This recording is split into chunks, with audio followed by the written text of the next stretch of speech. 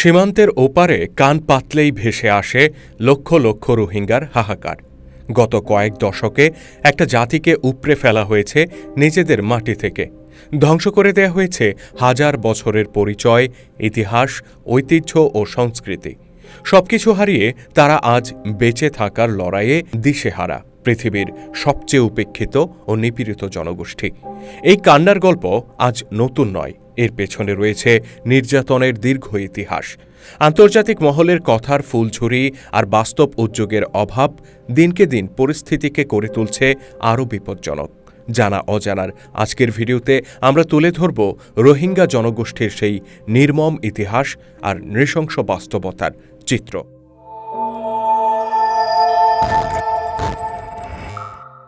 রোহিঙ্গারা মিয়ানমারের এক প্রাচীন নৃগোষ্ঠী, যাদের মূল শেকড় প্রথিত আরাকান বা আজকের রাখাইনে।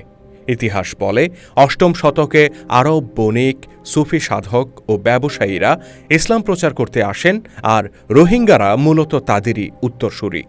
নবম শতকে তারা আরাকানের উত্তরাঞ্চলে স্থায়ী বসতি গড়ে তোলেন। ধীরে ধীরে সেখানে গড়ে ওঠে একটি স্বতন্ত্র মুসলিম জনগোষ্ঠী, যাদের ভাষা অনেকটা চট্টগ্রামের আঞ্চলিক ভাষার মতোই।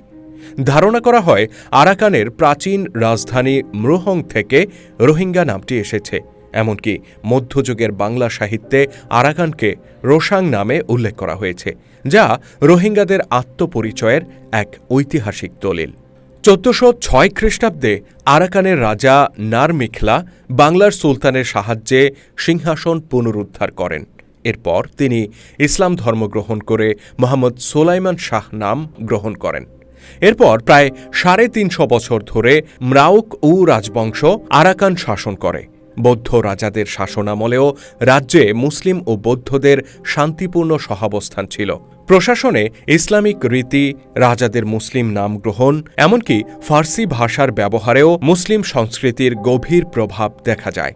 সেই সময়ে রোসাং রাজদরবার হয়ে উঠেছিল বাংলা সাহিত্যের এক পীঠস্থান, যেখানে কবি আলাওল, মাগন ঠাকুর ও দৌলত কাজীর মতো দিকপাল সাহিত্যিকরা অমর কাব্য রচনা করে গেছেন।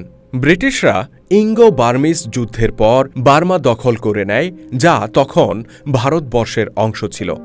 ওই সময় আরাকানকেও বার্মার সাথে যুক্ত করা হয়। দ্বিতীয় বিশ্বযুদ্ধে রোহিঙ্গারা ছিল ব্রিটিশদের পক্ষে, আর বার্মার বৌদ্ধরা ছিল জাপানের সহযোগী। ব্রিটিশরা আরাকানকে স্বাধীনতার প্রতিশ্রুতি দিলেও যুদ্ধ শেষে তারা কথা রাখেনি। এমনকি রোহিঙ্গা নেতারা তৎকালীন পূর্ব পাকিস্তানের সাথে যুক্ত হতে চাইলেও মুসলিম লীগের নেতারা তাতে বাদ সাধে। ১৯৪৮ সালে বার্মা স্বাধীনতা পেলেও ইউনিয়ন চুক্তিতে রোহিঙ্গাদের নাম না থাকায় তারা সাংবিধানিক অধিকার থেকে বঞ্চিত হয়। ১৯৬২ সালে জেনারেল নে উইনের সামরিক অভ্যুত্থানের পর থেকে রোহিঙ্গাদের দুর্ভাগ্যের কালো অধ্যায় আরও গভীর হয়। ১৯৭৮ সালে অপারেশন ড্রাগন কিং নামে চালানো হয় নির্মম নির্যাতন, যার ফলে প্রায় ২ লক্ষ রোহিঙ্গা বাংলাদেশে আশ্রয় নিতে বাধ্য হয়। এরপর ১৯৮২ সালের কুখ্যাত নাগরিকত্ব আইনে রোহিঙ্গাদের নাগরিকত্ব কেড়ে নেওয়া হয়। রাতারাতি তারা নিজ দেশেই হয়ে পড়ে পরবাসী। এরপর ১৯৯১ ও ১৯৯২ সালে এবং পরবর্তীতে ২০১৭ সালের আগস্টে মিয়ানমার সেনাবাহিনী নৃশংস ক্লিয়ারেন্স অপারেশন চালায়। হত্যা, ধর্ষণ আর গ্রামের পর গ্রাম জ্বালিয়ে দেওয়ার সেই নারকীয় ঘটনায় ৭ লাখেরও বেশি রোহিঙ্গা প্রাণ বাঁচাতে বাংলাদেশে আশ্রয় নেয়। জাতিসংঘ এই বর্বরতাকে জাতিগত নিধন যজ্ঞ হিসেবে আখ্যায়িত করেছে। বর্তমানে প্রায় ১১ লক্ষ রোহিঙ্গা বাংলাদেশে মানবেতর জীবনযাপন করছে। ২০২১ সালে মিয়ানমারে আবারও সামরিক অভ্যুত্থান পরিস্থিতিকে আরও জটিল করে তোলে। সেখানে এখন একাধিক সশস্ত্র গোষ্ঠী সক্রিয়, যার মধ্যে আরাকান আর্মি বেশ শক্তিশালী। তারা রাখাইন রাজ্যের একটি বড় অংশ নিয়ন্ত্রণ করছে। উদ্বেগের বিষয় হল, সাম্প্রতিক সময়ে আরাকান আর্মির হাতেও রোহিঙ্গা নির্যাতনের খবর পাওয়া যাচ্ছে। গত ১.৫ বছরে নতুন করে আরও প্রায় ১,১৩,০০০ রোহিঙ্গা বাংলাদেশে প্রবেশ করেছে। রোহিঙ্গা তরুণদেরকে জোর করে সশস্ত্র দলে ফেরানোর চেষ্টাও চলছে, যা তাদের প্রত্যাবাসনের পথকে আরও অনিশ্চিত করে তুলেছে। রাখাইন এখন দক্ষিণ পূর্ব এশিয়ার ভূ রাজনৈতিক এক গুরুত্বপূর্ণ কেন্দ্রবিন্দু। চীন এখানে গভীর সমুদ্রবন্দর ও অর্থনৈতিক অঞ্চল গড়ে তুলছে।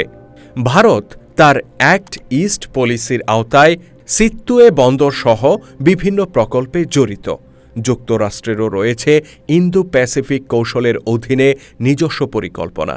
এমনকি এই অঞ্চলকে ঘিরে নানা রকম ভূ রাজনৈতিক স্বার্থের কথাও শোনা যায়। এই অঞ্চলকে ঘিরে একটি খ্রিস্টান রাষ্ট্র প্রতিষ্ঠার নীল নকশা চলছে বলেও বিভিন্ন মহলে গুঞ্জন রয়েছে। মিয়ানমারের এই অস্থিতিশীল পরিস্থিতি, রোহিঙ্গা সংকট এবং সশস্ত্র গোষ্ঠীর তৎপরতা বাংলাদেশের জন্য বহুমাত্রিক নিরাপত্তা হুমকি তৈরি করেছে। নিজ ভূমিতে পরবাসী রোহিঙ্গাদের ভবিষ্যৎ আজ বড় প্রশ্নের মুখে। ইতিহাস, রাজনীতি আর ভূ রাজনৈতিক স্বার্থের জটিল জালে আটকা পড়েছে তাদের ভাগ্য। এই সংকট থেকে উত্তরণের পথ কী? আপনার মূল্যবান মতামত জানাতে পারেন কমেন্ট বক্সে। ভিডিওটি যদি ভালো লেগে থাকে তাহলে লাইক ও শেয়ার করতে ভুলবেন না।